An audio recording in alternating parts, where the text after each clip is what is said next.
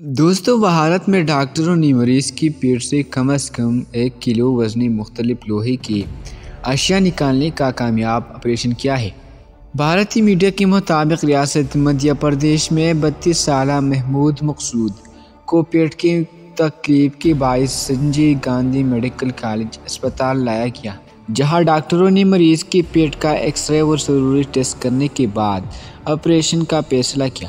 Doctor prank Sharma کی سرپرستی میں 6 رکنی ٹیم نے آپریشن کیا تو وہ پیٹ میں لوہے کی اشیاء دیکھ کر دنگ رہ گئی۔ ڈاکٹرز نے پیٹ سے 263 سکے، شیونگ بلیڈ، دانتی زنجیر، کیل اور شیشے کے چھوٹے ٹکڑے نکال لی، جس کا مجموعی وزن 1 کلو گرام بتایا جاتا ہے۔